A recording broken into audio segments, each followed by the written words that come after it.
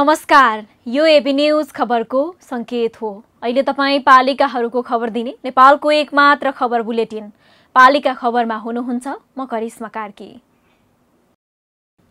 पालिका खबर बुलेटिन पालिका खबर मिडिया हाउसले एबी न्यूज खबरमा प्रत्येक दिन साँझ 6 देखि 7 बजेसम्म र दिउँसो 3 देखि 4 बजेसम्म पुनः प्रसारण गर्दै आइरहेको छ।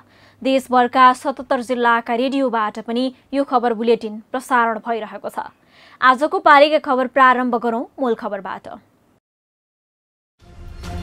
3 तहको सरकार गठनपछि जनताले नियमित तिर्दै आएका करको दायित्व पनि सरकार पछि फरक। प्रदेश र स्थानीय तहलाई कर उठाउन बढी जिम्मेवारी प्रदान।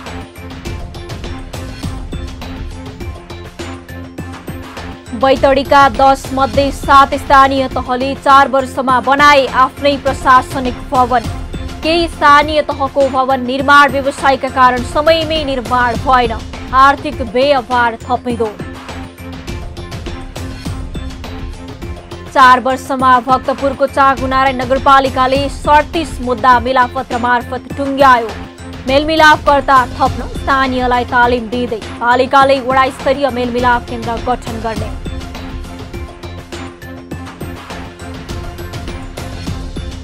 मधेसी र मुस्लिम समुदायका छात्रलाई लक्षित गर्दै नेपालगञ्ज उपमहानगरमा कन्या कलेज सञ्चालन गरिने। भवन धमाधम बन्दै।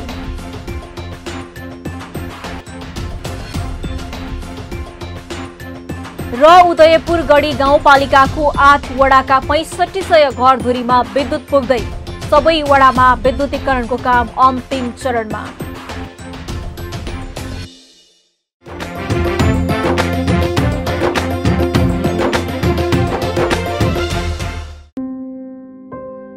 रिद्धि सिद्धि सिमेन्टमा छ अत्याधुनिक प्रविधि जसले सरल बनाएको छ हाम्रो जीवन शैली। हरेक पाइलामा थप्दैछन् खुसीका क्षणहरू। प्रविधि आधुनिक जीवन शैलीको सहयात्री बनेको छ र दिँदैछन् भोलिलाई पूर्ण आकार। प्रविधिले नै दिन्छ हरेक कठिनाइमा साथ र बढाउँछ भवितव्यलाई रोक्ने मजबुत हात अनि दिन्छ अझ दिगो सुरक्षा। यस्तै अतुलनीय प्रविधिलाई नयाँ स्तरमा पुर्याउँदै प्रस्तुत छ रिद्धि सिद्धि सिमेन्ट। 24 घण्टा स्वचालित रोबोटिक गुणस्तर नियन्त्रण, लेजर सिल प्याकेजिङ, सर्वोत्कृष्ट युरोपेली प्रविधि तथा अत्याधुनिक पर्यावरण मैत्री cement plant. Riddhi Siddhi cement, गुणस्तरको नयाँ स्तर।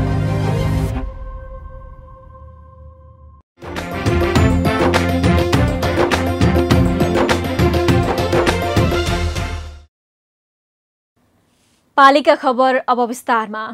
2074 र 75 सालमा गरेर 3 तहको निर्वाचन भयो।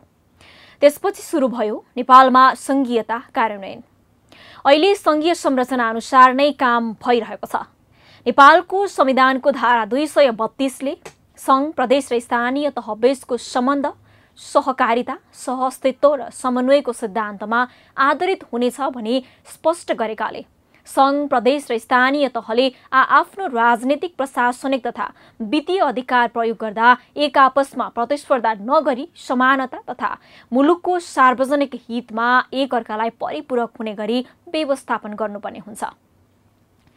सोही अनुसार करको दायरा पनि फरक बनाइएको छ भने कर उठाउने क्षेत्र पनि 3 तहको छुट्याइएको छ। त्यसो भए नागरिकले कुन कर कहाँ तिर्ने त? हेरौं यो जानकारीमूलक रिपोर्ट। संघीय संरचना अनुसार केन्द्र, प्रादेशिक तथा स्थानीय गरी 3 तहको सरकार छ। 3 तहको सरकार गठनपछि जनताले नियमित तिर्दै आएका करको दायित्व पनि सरकार पछि सरेको छ। संहिता कार्यान्वयन भएको 3 वर्ष बितिसक्दा पनि जनतालाई भने कुन कर कहाँ तिर्ने भन्ने विषयमा अझै अन्यल छ। संविधानले व्यवस्था गरे अनुसार कुन कर कहाँ तिर्ने भन्ने विषयमा राजस्व परिचालनको तहगत व्यवस्था गरेको छ। केन्द्रीय तह वा संघको राजस्व अधिकार भित्र पर्ने। केन्द्रीय तह वा नेपाल सरकारले संविधानको धारा 57 र 60 एवं अनुसूची 5 अनुसारको राजस्व अधिकार प्रयोग गरी निम्न शीर्षकमा कर उठाउन पाउने उल्लेख गरेको छ। राजस्व अन्तर्गत 6 शीर्षक: भन्सार, अन्तःशुल्क, मूल्य अभिवृद्धि कर, संस्थागत आयकर, व्यक्तिगत आयकर, पारिश्रमिक कर। गैर कर राजस्व अन्तर्गत 5 शीर्षक: राहदानी शुल्क, भिसा शुल्क, पर्यटन दस्तुर, सेवा शुल्क दस्तुर, दण्ड जरिवाना। यसबाहेक जुवा, चिट्ठा तथा क्यासिनोमा लाग्ने कर समेत केन्द्रीय सरकारले उठाउन सक्ने व्यवस्था छ। प्रदेशको राजस्व अधिकार भित्र पर्ने। प्रदेशलाई संविधानको धारा 57 र 60 तथा अनुसूची 6 अन्तर्गत निम्न 5 शीर्षकमा कर लगाउने अधिकार दिएको छ। प्रदेशले कर उठाउन सक्ने शीर्षक सवारी साधन कर, मनोरञ्जन कर, विज्ञापन कर, पर्यटन कर, कृषि आयमा लाग्ने कर। यसबाहेक प्रदेशले घरजग्गा रजिस्ट्रेसन शुल्क र सेवा शुल्क पनि उठाउन सक्छ। कर र सेवा शुल्क बाहेक दस्तुर लगाउने र दण्ड जरिवाना गर्ने अधिकार पनि प्रदेशलाई छ। स्थानीय तहको राजस्व अधिकारभित्र पर्ने स्थानीय तहले संविधानको धारा 60 र अनुसूची 8 मा व्यवस्था भए बमोजिम निम्न 8 शीर्षकमा राजस्व उठाउन सक्छ। स्थानीय तहले उठाउन सक्ने कर स्थानीय कर, सेवा शुल्क दस्तुर, पर्यटन शुल्क, सवारी साधन कर, विज्ञापन कर, व्यवसाय कर, भूमि कर, मनोरञ्जन कर। सम्पत्तिसँग जोडिएका स्थानीय कर अन्तर्गत पर्ने 5 किसिमका कर सम्पत्ति कर, घर बहाल कर, घरजग्गा रजिस्ट्रेसन शुल्क, सवारी साधन कर, भूमि कर, मालपोत, गैर कर राजस्व अन्तर्गत कर, पर्यटन शुल्क, सेवा शुल्क दस्तुर, दण्ड जरिवाना। यी बाहेक अन्य शुल्क उठाउन सक्ने trekking, canoeing, bungee jump, motorboat, paragliding लगायतका पर्यटकीय तथा साहसी खेलका कार्यमा शुल्क उठाउने, जडीबुटी, कबाडी र जीवजन्तु सम्बन्धी शुल्क निर्धारण र असुल गर्ने, स्थानीय स्रोतमध्ये ढुङ्गा, गिटी, बालुवा, काठ, दाउरा समेतका प्राकृतिक तथा खानीजन्य वस्तुको बिक्री तथा निकासी शुल्क दस्तुरको रूपमा राजस्व सङ्कलन गर्न सक्ने। राज्य शक्तिको बाँडफाँड सम्बन्धी व्यवस्थालाई हेर्दा घरजग्गा रजिस्ट्रेसन शुल्क प्रदेश तथा स्थानीय तह दुवै तहले परिचालन गर्न सक्ने देखिन्छ भने यसबाहेकका अन्य सम्पत्ति कर भने स्थानीय तहको एकल अधिकार क्षेत्रभित्रका परेको देखिन्छ। यी निकायले कर सम्बन्धी अन्य निर्णय र व्यवस्थापन गर्दा अन्तर सरकारी वित्त व्यवस्थापन ऐन 2074 को अधीन रही गर्नुपर्छ भने स्थानीय तहले स्थानीय सरकार सञ्चालन ऐन 2074 को दफा 11 ले दिएको काम, कर्तव्य र अधिकारको अधीनमा रही स्थानीय पूर्वाधार र सेवाको उपयोग एवं प्रयोग सम्बन्धमा शुल्क निर्धारण र सङ्कलन समेत गर्न सक्ने र राजस्व चुहावट नियन्त्रण सम्बन्धी नीति, कानुन, मापदण्ड बनाई त्यसको कार्यान्वयन नीति बनाई त्यसको कार्यान्वयन अनुगमन तथा नियमन समेत गर्न सक्ने व्यवस्था ऐनले गरेको छ। संघीयता कार्यान्वयनमा आएपछि बनेको स्थानीय सरकारको पहिलो कार्यकाल समाप्त हुँदैछ। 5 वर्षे कार्यकाल मध्ये अब अन्तिम कार्यकाल चलिरहँदा जनप्रतिनिधिको काम र स्थानीय तहमा भएका विकासको लेखाजोखा हुन थालेको छ। स्थानीय तहले गरेका कामको समीक्षा गर्दा कतिपय स्थानीय तह अझै पनि आफ्नो भवन बनाउन असमर्थ छन्। अझ पनि कतिपय त जग्गा विवाद र केन्द्र तोक्ने विषयमा नै अलमलमा छन्। बैतडीमा पनि 10 स्थानीय तहमध्ये 7 स्थानीय तहले आफ्नै भवन बनाएका छन् भने 3 स्थानीय तहले भवन बनाउन बाँकी छ। भवन नबन्दा स्थानीय तहमा बेअभार थपिँदो छ। बैतडीबाट पालिका खबरदाता सीपी लोहियाको एक रिपोर्ट। बैतडीका 10 स्थानीय तहमध्ये 7 स्थानीय तहले आफ्नै भवन बनाएका छन् भने 3 स्थानीय तहले भवन बनाउन बाँकी छ। पुर्चौडी नगरपालिका, सुर्नया गाउँपालिका र डिलासैनी गाउँपालिकाले भवन बनाउन सकेका छैनन्। भवन नबनाएका सुर्नया गाउँपालिका र डिलासैनी गाउँपालिकामा केही समय अघि पालिकाको केन्द्रबारे विवाद समेत भएको थियो। यी दुई पालिकामा गाउँसभाले तोकेको ठाउँभन्दा फरक ठाउँमा कार्यालय राख्न स्थानीयले विरोध गरेका थिए। आफ्नै कार्यालय भवन बनाएर काम गरिरहेका स्थानीय तहले भाडा तिर्नुपर्ने झन्झट हटेको बताएका छन्। दशरथचन्द नगरपालिकाले पहिलो वर्षमै 3 करोड 3 लाख रकमको लागतमा कार्यालय भवन बनाएको थियो। दशरथचन्द नगरपालिकाको बिल्डिङ त छ यहाँ, अब यो बिल्डिङ पनि अपुरूप, हामीलाई अपुग छ। हेर्नुहोस्, अब यत्रो ठुलो चाहिँ त सञ्जाल, कर्मचारीको सञ्जाल थपिएको छ यहाँ। अब विभिन्न स्वास्थ्य सेक्टर, शिक्षा सेक्टर, कृषि, भेटनरी, सहकारी र भित्रै पनि तमाम चाहिँ त कर्मचारीहरू समायोजन भएर भित्र आएका छन् र निजहरूलाई यसो चाहिँ फाँट प्रमुखकै रूपमा पनि फरक फरक अलग अलग कोठा उहाँहरूलाई यसो काम गर्नका लागि दिन सक्ने अवस्था छैन। हामीले कमन रूपमा साझा रूपमा 2-3 वटा कर्मचारीहरूलाई एउटै ठाउँमा राखेर काम चलाउने हिसाबले चाहिँ गइरहेछौँ र आफ्नै पनि बिल्डिङको अहिले अभाव मलाई महसुस भयो। केही स्थानीय तहले भाडामा घर लिएर काम गर्दै आएका छन् भने भाडा बाबत वर्षेनी 20 लाख खर्च हुने गरेको छ। गत वर्ष मात्रै पाटन नगरपालिकाले घर भाडा मार्फत लाखौं खर्च गर्यो, तर 6 करोडको लगानीमा अहिले आफ्नै भवन बनाएपछि कामकाज गर्न सहज भएको छ। पहिलेको भाडाको त अब के कुरा गर्नु भने हामीले ठ्याक्कै 15-20 लाख जति तिर्थ्यौँ पहिला वार्षिक।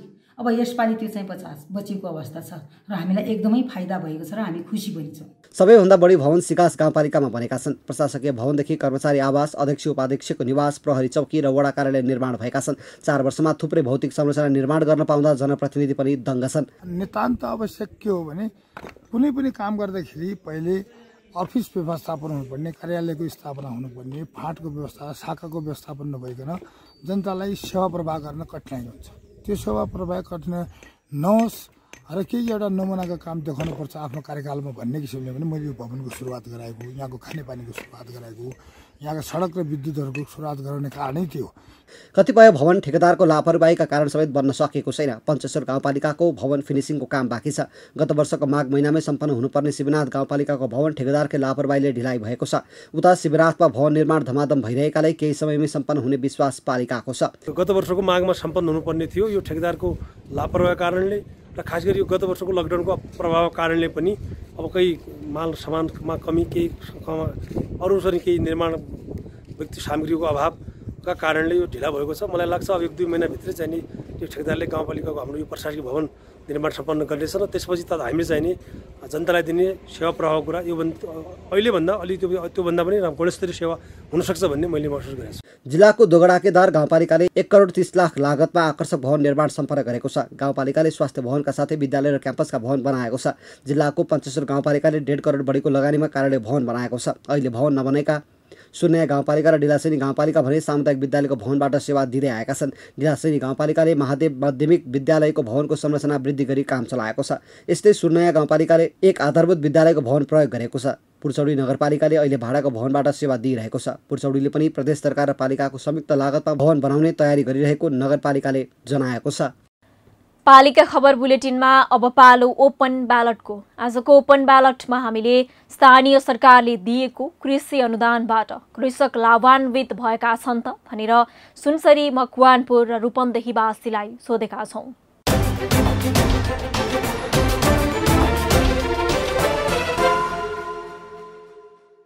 वास्तविक किसानहरूले के जुन कृषि अनुदान पाएका छैनन्, सबैले त पाएको छैनन्। अब प्रायः जस्तो अलि अब बोल्न सक्नेको अलि पाउँछन् होइन, नसक्नेले पाएनन्। सानो किसानलाई दिएको सरकारबाट अनुदान पैसा दिएर सानो किसानीहरूलाई दिएको यो एकदम राम्रो पैसा हो। अब गाई पाल्नेले गाई पालेका छन्, कुखुरा पाल्नेले कुखुरा पालेका छन्, गुङ्गुर पाल्नेले गुङ्गुर पालेका छन्, व्यवसाय गरेका छन्। अब विदेश जानुबाट चाहिँ मान्छेहरू धेरै रोकिएको छ। फाइदा अब बाख्रा थप्यौँ, खोर बढायौँ, अब फेरि अब थप्दै गर्नुहुन्छ भने अब त्यस्तै आम्दानी हुन्छ भने अब किसानहरू नगरपालिकाले दिएको अनुदानले गर्दा किसानहरूलाई फाइदा भएको छ। यस्तै दिइराखोस्।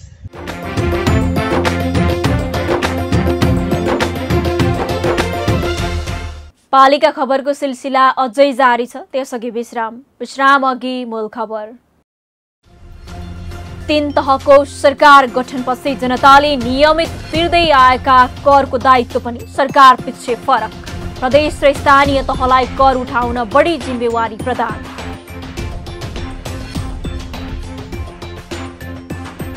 बैतडीका 10 मध्ये 7 स्थानीय तहले 4 वर्षमा बनाए आफ्नै प्रशासनिक भवन। केही स्थानीय तहको भवन निर्माण व्यवसायका कारण समयमै निर्माण भएन, आर्थिक व्ययभार थपिँदो। 4 वर्षमा भक्तपुरको चाँगुनारायण नगरपालिकाले 37 मुद्दा मिलापत्र मार्फत टुङ्ग्यायो। मेलमिलापकर्ता थप्न स्थानीयलाई तालिम दिँदै पालिकाले वडा स्तरीय मेलमिलाप केन्द्र गठन गर्ने।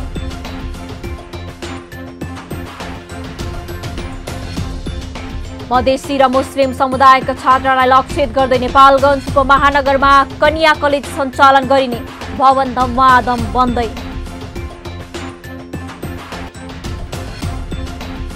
र उदयपुर गढी गाउँपालिकाको 8 वडाका 6500 घरधुरीमा विद्युत पुग्दै, सबै वडामा विद्युतीकरणको काम अन्तिम चरणमा।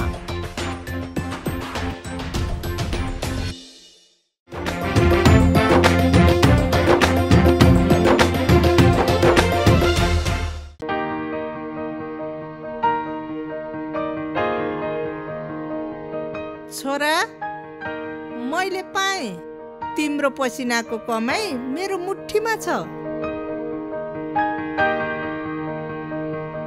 तिम्रो पसिनाको कमाई मेरो मुठीमा छ, मेरो मुठीमा छ।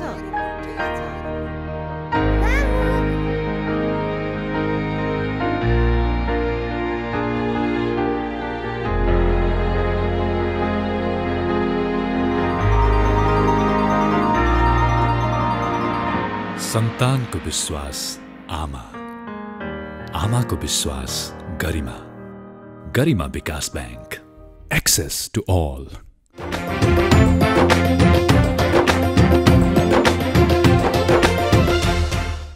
स्थानीय सरकार सञ्चालन ऐन 2074ले मुलुकभरका स्थानीय तहमा न्यायिक समिति गठन तथा सञ्चालनका लागि अधिकार प्रदान गरेको छ।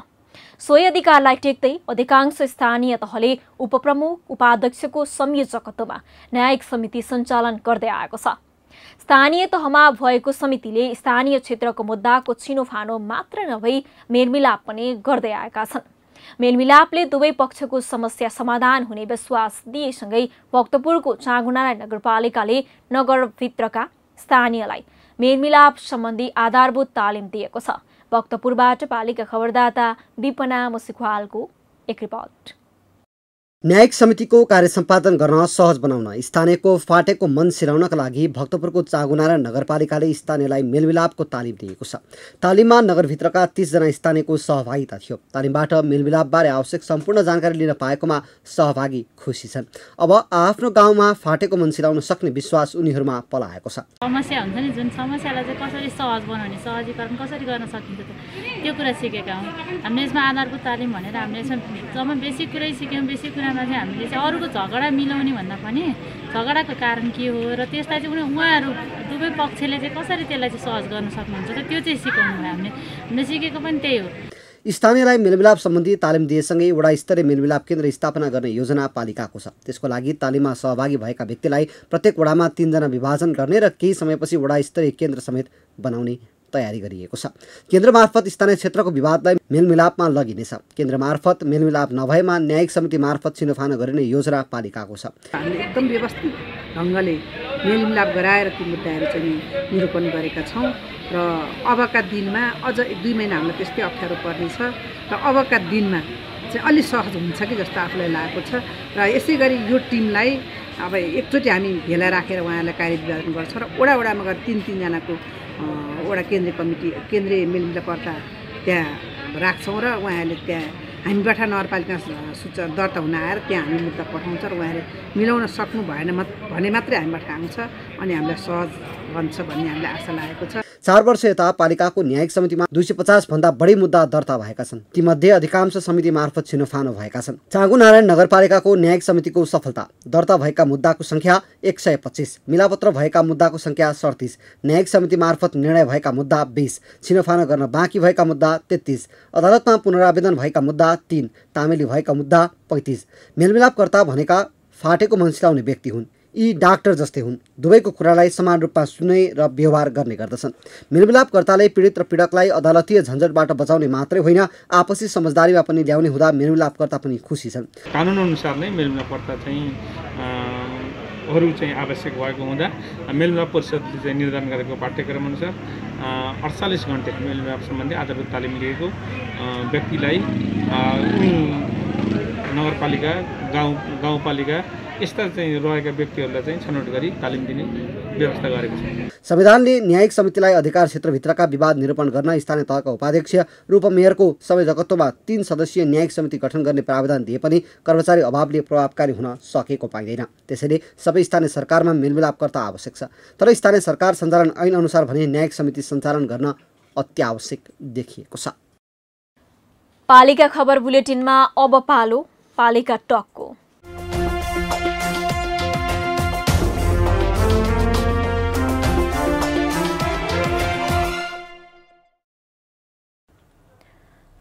आजको पालिका टकमा हामीसँग हुनुहुन्छ पाल्पाको तानसेन नगरपालिकाका प्रमुख प्रशासकीय अधिकृत पीताम्बर पाण्डे।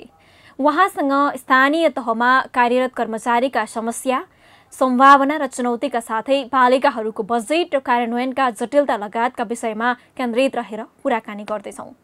अधिकृतज्यू नमस्कार अनि स्वागत छ यहाँलाई पालिका टकमा। हजुर धन्यवाद, यहाँहरूलाई पनि हार्दिक नमस्कार। हजुर, हामी सुरुवात गरौँ सर। तानसेन नगरपालिकाको प्रशासनिक नेतृत्व गरिरहनु भएको छ।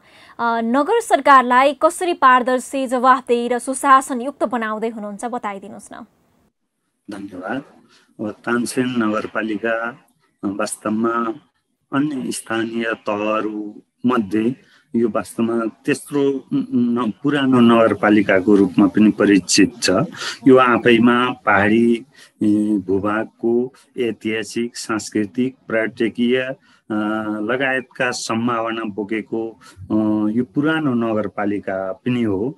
वास्तवमा यो नगरपालिकामा पुराना कुराहरू लगायत अब यसको सुशासन प्रवर्धनमा, साधारण सेवा प्रवाहलाई चुस्त दुरुस्त बनाउने सन्दर्भमा कर्मचारी आफैमा सक्षम, सबल र क्षमतावान हुनुपर्ने कुरामा दुई मत रहेन। यसैले यस सन्दर्भमा हामीले अब नगर स्थानीय तहको हाम्रा अलिकति सबल बनाउनु पर्ने वडा कार्यालयलाई सक्षम, सबल र परिवृत्तिमैत्री बनाउने कुराहरूमा पनि हामी लागिरहेका छौँ। त्यसै गरी नगरपालिकालाई पनि अब एउटा सिस्टमेटिक र एउटा व्यवस्थित हिसाबले चुस्त दुरुस्त बनाउन कर्मचारी परिचालनका सन्दर्भमा होस् अथवा यसको व्यवस्थापनमा होस् र यिनीहरूको कार्य विभाजन लगायतका कुराहरूमा हामी आफ्नो हिसाबले अगाडि बढिरहेको अवस्था छ। यसै गरी अब जनशक्तिलाई तालिम दिने सवालमा पनि हामी त्यो रूपमा अगाडि बढिरहेका छौँ भने हामीले भर्खरै अन्य पालिकाहरूमा भन्दा कार्य सम्पादन करारमा गरेर जस्तो नगर प्रमुखले प्रमुख प्रशासकीय अधिकृतसित, प्रमुख प्रशासकीय अधिकृतले अन्य शाखा प्रमुखहरूसित कार्य सम्पादन करार गरेर हामी त्यो कार्य सम्पादन करार बमोजिम हामी कर्मचारीहरू प्रतिबद्ध, कटिबद्ध र त्यसलाई कसरी कार्य सम्पन्न भइरहेको छ भने बेला बेलामा हामी त्यो दिशामा पनि मूल्याङ्कनमा निरन्तर रूपमा गरिरहेको अवस्था। अधिकृतज्यू, यो कामका दौरान कर्मचारी र जनप्रतिनिधि बीच चाहिँ कस्तो समन्वय देखिन्छ? काम गर्न असहज परिस्थिति सृजना हुने गरेको छ कि छैन? त्यस्तो समस्या अब काम गर्ने सन्दर्भमा अब कानुनी हिसाब, नीतिगत हिसाबमा पर्ने कुरा एउटा रह्यो, नभए हाम्रो सम्बन्धको हिसाबले त्यो जटिलता छैन। तथापि अब जनप्रतिनिधिज्यूहरूले अलिकति उहाँहरूले महत्त्वकांक्षी योजना जस्तो हामीले थाहा छ नि त, अब कर्मचारी एउटा नीति पद्धति कानुनले बाँधिएको अवस्थाले गर्दा उहाँहरूले जस्तो मैले भन्न खोजेको उहाँहरूले यो काम हुनुपर्छ भनेपछि तत्काल हुनुपर्ने अवस्थाको रिजल्ट खोज्नुहुन्छ। तर हाम्रो अलिकति कर्मचारीले अब विधि पद्धतिले गर्दाखेरि ती प्रक्रिया पुरा गर्ने सन्दर्भमा एउटा कहिलेकाहीँ पर्ने कुरा रह्यो। अब उहाँहरूले राखेका योजना, कार्यक्रम, सपनाहरूलाई तत्काल सम्बोधन गर्न हामी त्यो हिसाबले भनौँ न, अब नीतिले, पद्धतिले, प्रक्रियाले हामी सम्बोधन गर्न एकदम तत्पर, कटिबद्ध र प्रतिबद्ध छौँ। त्यसैले गर्दा हामी कहाँ त्यस्तो अवस्था जनप्रतिनिधिज्यू र कर्मचारी बीचको त्यो दरारहरू अथवा असमञ्जसताहरू को अवस्था छैन। अधिकृतज्यू, यो 4 वर्षमा तानसेनले भौतिक पूर्वाधारको क्षेत्रमा चाहिँ कस्तो प्रगति गर्यो? कति खर्च गर्नुभयो? बनाइएका योजना पुरा भयो कि भएनन्? अब यसमा जस्तो अब हामीले अब जस्तो गत वर्षकै कुरा गर्दा पनि हामीले धेरै कुराहरू पूर्वाधारमा, शिक्षामा, स्वास्थ्यमा र कृषि र पशु पालन लगायतका क्षेत्रहरूमा प्राथमिकता दिएको सन्दर्भ छ। अरू पूर्वाधारको सन्दर्भमा हामीले करिब करिब धेरै उपलब्धिहरू हासिल गरेका छौँ। जस्तो सडक ट्र्याक खोल्ने सवालमा, ती सडकहरूलाई ग्राभलिङ गर्ने सवालमा अब यही वर्ष पनि हामीले गत वर्ष हामीले प्रत्येक वडालाई 1-1 किलोमिटर न्यूनतम त्यो योजनालाई सम्पादन गर्ने सवालमा, त्यसै गरी हामीले अन्य जस्तो स्वास्थ्य चौकीहरू स्तरोन्नति गर्ने सवालमा, त्यसै गरी हामीले स्वास्थ्य चौकीहरूमा जनशक्ति र अरू भनौँ न यन्त्र उपकरण स्वास्थ्य उपकरणहरू जडान गर्ने सवालमा हामी त्यो दिशामा अगाडि बढिरहेको अवस्था छ भने यसै बिचमा हाम्रो कोभिडले सर्वत्र एकदम थिलथिलो पारिरहेको सन्दर्भमा हामीले यो गत वर्ष पनि एउटा आइसोलेसन सेन्टर हामीले त्रिभुवन विश्वविद्यालय क्याम्पसमा आइसोलेसन सेन्टर गरेर अब कोभिड हस्पिटलको रूपमा गरेर हामी धेरै कोभिड बिरामीहरूको उपचार गरेर राम्रो एउटा प्रशंसायोग्य काम गरेको अवस्था पनि छ। अधिकृत जो तर यो तानसेनमा पुरानो पेस्की फर्स्यौट हुन नसकेको भन्ने पनि गुनासो छ, यसलाई कसरी व्यवस्थापन गर्दै हुनुहुन्छ? यो पेस्की र बेरुजुको सन्दर्भमा वास्तवमा हामीले त्यो भित्र अलिकति अब सबै बेरुजुहरू अथवा सबै बेरुजुहरू आर्थिक अनियमितता र आर्थिक हिनामिना होइनन्, हामीले त्यो बुझ्न जरुरी छ। किनभने जस्तो कुनै ठुलो योजनामा 1 लाख लिएको पेस्की अथवा 1 लाखको योजनामा 99,000को सबै राम्रा बिल भरपाईहरू छन्, तर एउटा भरपाईमा कसैले सही नगरेकै आधारमा 100 रुपियाँ 500 रुपियाँको आधारमा त्यो 1 लाखै बेरुजु रहने अवस्था छ। त्यसैले अब सबै बेरुजुहरू, मैले यहाँ जोड्न खोजेँ, सबै बेरुजुहरू आर्थिक हिनामिना र अनियमितता होइनन्, तर पनि त्यहाँ अब बेरुजु भनेपछि केही न केही कतै थोरै कमजोरी भएरै रहेको हुन्छ। त्यसैले आर्थिक असुल उपर गर्नुपर्ने बेरुजुलाई हामीले प्रष्ट रूपमा त्यो वर्गीकरणमा राख्न सक्छौँ। यो तानसेनमा फोहोर मैला व्यवस्थापन चुनौतीका रूपमा पनि देखा परेको छ अधिकृतज्यू, यसको व्यवस्थापन चाहिँ कसरी गर्दै हुनुहुन्छ यहाँहरूले? फोहोर मैलाको व्यवस्थापनको सन्दर्भमा तानसेन वास्तवमा त्यो राम्रो नै छ भनेर हामीले अन्य पालिकाहरूले पनि त्यो हिसाबको छ। र यसै सन्दर्भमा हामीले यो वर्ष चाहिँ भर्खरै हामीले चाहिँ वातावरणीय सुन्दर नेपाल, हामीले त्यो विभिन्न 8वटा परियोजना तानसेन नगरपालिकाले पिपी मोडलबाट अगाडि सम्पादन गर्ने सन्दर्भमा अन्य परियोजनाहरू चाहिँ सम्झौता नभइसकेको र त्यो सम्झौताको चरणमै भइरहेको र यो सरसफाई को परियोजना चाहिँ वातावरणीय सुन्दर नेपाल बुटवलसित हामीले सम्झौता गरेर अब प्राय पिपीपी मोडलबाट सञ्चालन गर्ने अवस्था छ। र यसमा हामीले पहिल्यैदेखि एउटा शेड्युल बनाएर कुहिने र नकुहिने फोहोरलाई व्यवस्थित गरिरहेको अवस्था छ। अधिकृतज्यू, यो आन्तरिक राजस्वको स्रोत वृद्धि र आम्दानी वृद्धिमा चाहिँ कस्तो खालको योजना बनाउनु भएको छ यहाँहरूले सुनाइदिनुहोस् न।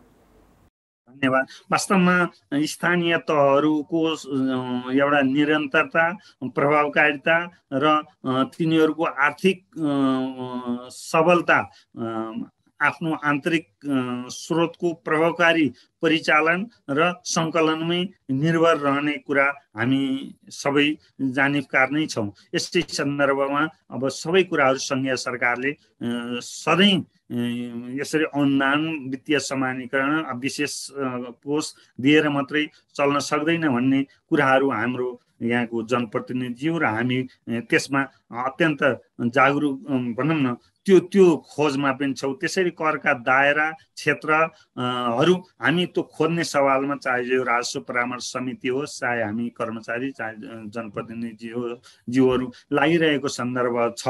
हजुर अधिकृतज्यू, हामी अन्तिममा छौँ। प्रशासनिक काम झन्झटिलो हुने गरेको पनि भनिन्छ। कानुन निर्माण नहुँदा तोकिएका काम पनि सहज ढङ्गले हुन सकेको छैन। यो अवस्थामा स्थानीय सरकारलाई सङ्घीय सरकारबाट कस्तो सहयोग आवश्यक पर्छ जस्तो लाग्छ यहाँलाई? वास्तवमा अब संविधानले व्यवस्था हाम्रा विभिन्न अनुसूचीहरूमा एकल अधिकार, साझा अधिकार का विभिन्न कुराहरूको व्यवस्थापन गरिरहेको छ। अब यसलाई स्थानीय तहमा अब पहिलो पटक भएको हुनाले हाम्रो पहिलो वर्षहरूमा त कानुन अभावका कारणले अत्यन्त तदर्थ निर्णय गरेर पनि अगाडि बढ्नुपर्ने अवस्था थियो र पछिल्ला दिनहरूमा हामीले अहिले करिब लगभग 40-45वटा ऐन, कानुन, नियम, कार्यविधिहरू निर्माण गरिसकेका छौँ र त्यसका साथसाथै अन्य आवश्यकता अनुसार हामीले त्यो हिसाबका ऐन, कानुन, विधि मापदण्डहरू निर्माण गरिरहेका छौँ। हजुर, हस्त अधिकृतज्यू, यो महत्त्वपूर्ण समय दिनुभयो, यहाँलाई धेरै धेरै धन्यवाद।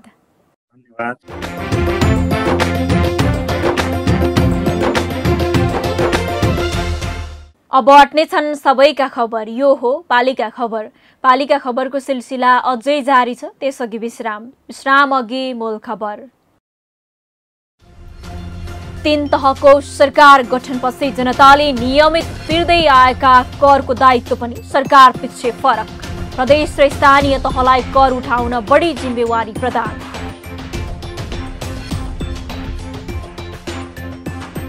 बैतडीका 10 मध्ये 7 स्थानीय तहले 4 वर्षमा बनाए आफ्नै प्रशासनिक भवन। केही स्थानीय तहको भवन निर्माण व्यवसायका कारण समयमै निर्माण भएन, आर्थिक व्ययभार थपिँदो। 4 वर्षमा भक्तपुरको चाँगुनारायण नगरपालिकाले 37 मुद्दा मिलापत्र मार्फत टुङ्ग्यायो। मेलमिलापकर्ता थप्न स्थानीयलाई तालिम दिँदै पालिकाले वडा स्तरीय मेलमिलाप केन्द्र गठन गर्ने।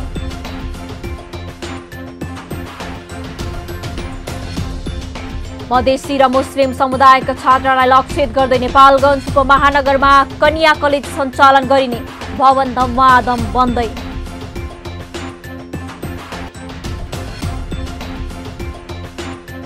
र उदयपुर गढी गाउँपालिकाको 8 वडाका 6500 घरधुरीमा विद्युत पुग्दै, सबै वडामा विद्युतीकरणको काम अन्तिम चरणमा।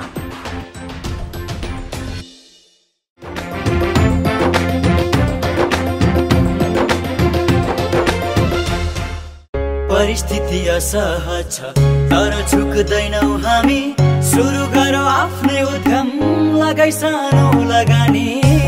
चाहे व्यक्तिगत होस् वा कम्पनीको नाममा बिना धितो 70% सम्मको सहज फाइनान्स सुविधाका साथ टाटा एस र टाटा योद्धा उपलब्ध छन्।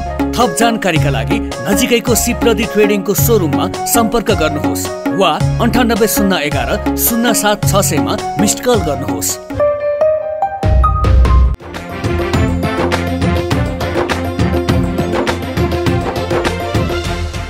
नेपालको शैक्षिक क्षेत्रमा महिलालाई शिक्षित गर्न भन्दै 2008 सालमा राणा प्रधानमन्त्री पद्म शमशेरले पद्मकन्या क्याम्पस स्थापना गरेका थिए। नेपालको पहिलो कन्या कलेज पनि यही हो। तर अहिले ठूला शहरी क्षेत्रमा कन्या कलेज सञ्चालनमा छन्, जसका कारण धेरै महिलाहरूलाई कलेज गएर पढ्न सक्ने वातावरण सृजना भएको छ। यही कुरालाई ध्यानमा राख्दै बाँकेको नेपालगञ्ज उपमहानगरपालिकाले पनि कन्या कलेज स्थापना गरेको छ। कलेजको अहिले भवन बन्ने काम जारी छ भने मङ्सिरदेखि कक्षा सञ्चालन गर्ने तयारी गरिएको छ।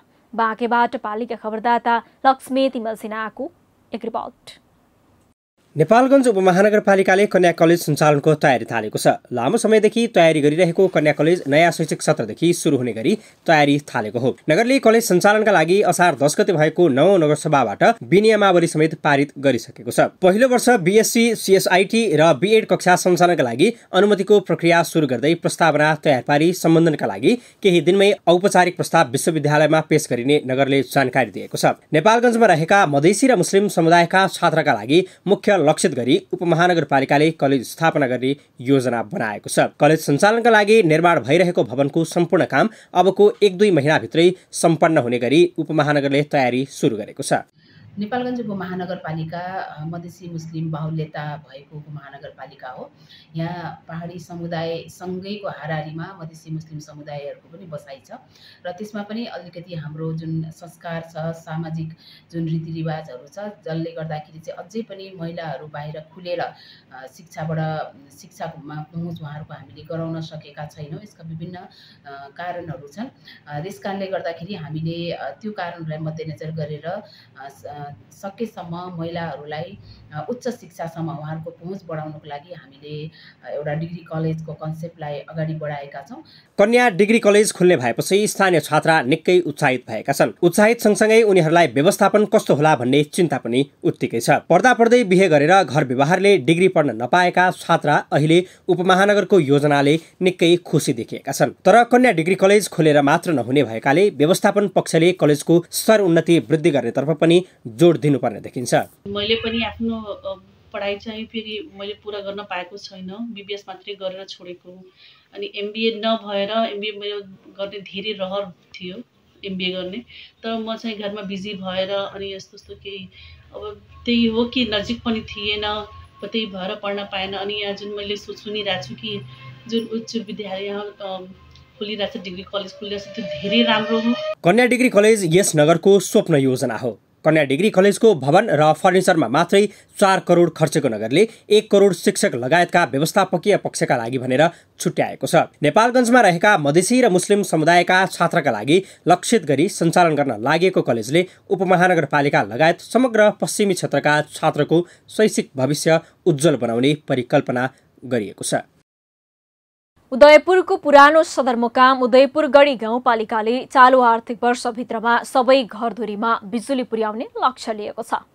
पालिकाले पहिलो प्राथमिकतामा राखेर विद्युतीकरणको काम पनि गरिरहेको छ। विद्युतीकरणपछि गाउँपालिकाका 8वटा वडाका 6500 घरधुरी परिवारका 16,407 महिला सहित 32,250 जनसङ्ख्याले विद्युत उपभोग गर्न पाउनेछन्। अहिले सबै गाउँ बस्तीमा विद्युतीकरणको काम सकिएको छ भने मिटर बक्स जडान सुरु गरिएको छ। उदयपुरबाट पालिका खबरदाता ईश्वर तामाङको एक रिपोर्ट। उदयपुरको उदयपुरगढी गाउँपालिकाले विद्युतीकरण पहिलो, सडक दोस्रो, खानेपानी तेस्रो, भौतिक पूर्वाधार चौथो र कृषि तथा पशुपालनलाई 5औं प्राथमिकतामा राखेर काम गरिरहेको छ। सुरुमा अहिले पालिकाले 8वटा वडाका 6500 घरधुरी परिवारका 16,407 महिला सहित 32,250 जनसङ्ख्याले विद्युत उपभोग गर्न पाउने गरी काम गरिरहेको छ। सबै गाउँ बस्तीमा विद्युतीकरणको काम सकिएको समेत पालिकाले जनाएको छ। नेपाल विद्युत प्राधिकरण गाईघाट वितरण केन्द्रमा एकैपटक ठूलो संख्यामा मिटर उपलब्ध गराउन नसकेकाले सबैको घरमा एकैपटक विद्युत बाल्न भने नसकिएको जनाएको छ। खास हामी उदयपुरगढी गाउँपालिका स्थानीय तहको चुनाव भइसकेपछि सबभन्दा पहिला चाहिँ हामी एउटा उदयपुरगढी गाउँपालिकालाई चाहिँ उज्यालो अभियान राख्ने हिसाबले हामी सबै स्थानीय तहको जनप्रतिनिधि, विभिन्न पार्टी प्रतिनिधि, सङ्घ संस्थाहरू र बुद्धिजीवीको सहयोगमा चाहिँ यो एउटा अभियान हामीले थालेका थियौँ। जुन कि हामीले यो अभियान थाल्नुभन्दा अगाडि उदयपुरगढी गाउँपालिकामा चाहिँ समग्रमा 2% मात्रै बत्ती बालिएको थियो। तर अहिले चाहिँ हामीले करिब 8 वडामा चाहिँ एभरेज समथिङ 6000 घरधुरीमा चाहिँ बत्ती बाल्ने प्रयास हामीले गरेका थियौँ। त्योमध्ये चाहिँ पहिलो प्याकेजमा चाहिँ हाम्रो वडा नम्बर 6, 7 र वडा नम्बर 1, 2, 3 मा हामीले काम गरेका थियौँ। पालिकाले 2009 थान मिटर बक्स खरिद गरी उपभोक्तालाई वितरण गरिसकेको छ। अपुग मिटर बक्स वितरण गर्न थप 3000 थान खरिद गरेर नेपाल विद्युत प्राधिकरण वितरण केन्द्र गाईघाटलाई भुक्तानी समेत दिइएको छ। प्रति मिटर 1712 रुपियाँ पर्ने मिटर बक्सको मूल्यमा 13% भ्याट बापत 222 रुपियाँ 56 पैसा थप्दा 1956 रुपियाँमा खरिद गरी उपभोक्तालाई दिइएको छ। अपुग उपभोक्ताका लागि गाउँपालिकाले थप 4000 थान मिटर बक्स खरिद गर्न 78,24,000 रुपियाँ बुझाएको छ। अहिले विद्युत पुगेको घरमा रातको समयमा उज्यालो हुँदा स्थानीय पनि खुसी छन्। बल्ल गाउँ पनि सहर जस्तै बन्न थालेको दाबी स्थानीयको छ। बिजुली आएपछि त अहिले अब धेरैको घरमा उज्यालो झलमल्ल देखिएको छ। पहिले चाहिँ अब एउटा सोलरको घरमा त कतिपयको त सोलर पनि बल्दैन थियो, अँध्यारोमा बस्नुपर्ने हुन्थ्यो। अहिले चाहिँ अब सबैको घरमा एउटा सहर जस्तै देखिन्छ। बाहिरबाट हेर्दा पनि अब राति चाहिँ एकदम राम्रो बत्ती बलेको देखिन्छ झलल। अनि त्यसपछि अब उद्योग धन्दा गर्नेहरूलाई अब कल कारखाना चलाउनेहरूलाई पनि सुविधा भएको छ। गाउँपालिका र सामुदायिक विद्युतीकरण विभागको उदयपुरगढी ग्रामीण सामुदायिक विद्युतीकरण आयोजनाको संयुक्त लगानीमा 65 करोड रुपियाँको लागत इस्टिमेटमा विद्युतीकरण गरिएको हो। त्यसमा समुदायले बेहोर्नुपर्ने 10% बापतको 5 करोड 40 लाख रकम जुटाउन स्थानीयबाट सङ्कलित 3 करोड 20 लाख र गाउँपालिकाबाट 2 करोड 24 लाख रुपियाँ खर्च भइसकेको छ। विद्युतीकरणको पहिलो चरणमा कस्मिक रेणु जेवी काठमाडौँले काम गरेको थियो भने दोस्रो चरणमा बायोवाई क्राफ्ट प्राली स्वयम्भू काठमाडौँले काम गरिरहेको छ। पालिका खबर बुलेटिनको अन्त्यतिर छौं। मूल खबर पुनः एकपटक। 3 तहको सरकार गठनपछि जनताले नियमित तिर्दै आएका करको दायित्व पनि सरकार पछि फरक। प्रदेश र स्थानीय तहलाई कर उठाउन बढी जिम्मेवारी प्रदान।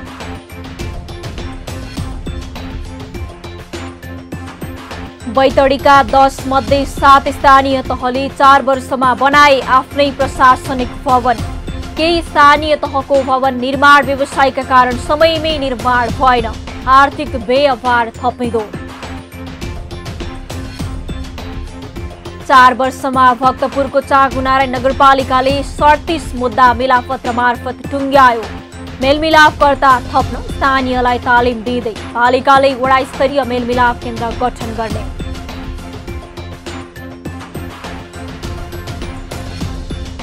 मधेसी र मुस्लिम समुदायका छात्रलाई लक्षित गर्दै नेपालगञ्ज उपमहानगरमा कन्या कलेज सञ्चालन गरिने, भवन धमाधम बन्दै।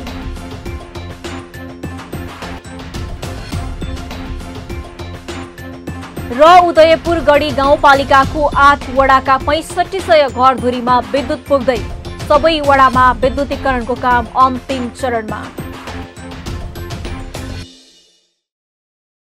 हवस् त आजको पालिका खबर बुलेटिन यति नै। पालिका बुलेटिन फेसबुक, युट्युब, इन्स्टाग्राम र हाम्रो अनलाइन संस्करण www.palikaKhabar.com बाट हेर्न, पढ्न र सुन्न सक्नुहुनेछ। साथै यो बुलेटिन देशका 77 जिल्लाका रेडियोबाट पनि हरेक दिन सुन्न सक्नुहुनेछ। पालिकाहरूको गतिविधि समेटिने नेपालको एकमात्र खबर बुलेटिन पालिका खबर लिएर भोलि पुनः आउने नै छौं। एबी न्यूज खबर हेर्दै रहनुहोला। नमस्ते।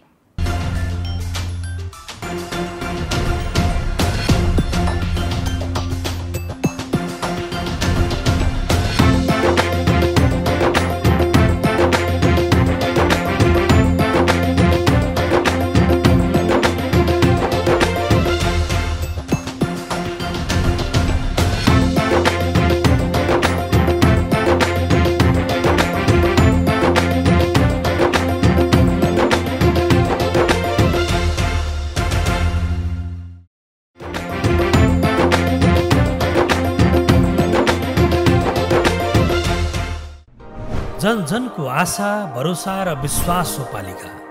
जनताद्वारा जनताले जनताकै लागि शासन गर्ने संयन्त्र हो पालिका। उसो भए जनताले के पाइरहेका छन्, के थिए त अपेक्षा? नेतृत्व, नीति र व्यवहार सही छ? बजेट, कार्यक्रम र अभियान पर्याप्त छन्? गरेन, भएन, हुँदैन मात्र भन्ने कि अब यसो गरौँ र यसरी गरौँ पनि भन्ने? पहरेदारी र खबरदारीसँगै अब दिशानिर्देश गर्नु छ। हाम्रो स्थानीय सरकारलाई सचेत गराउने हाम्रै समाचारले हो। अब अट्नेछ सबैको खबर। यो हो पालिका खबर।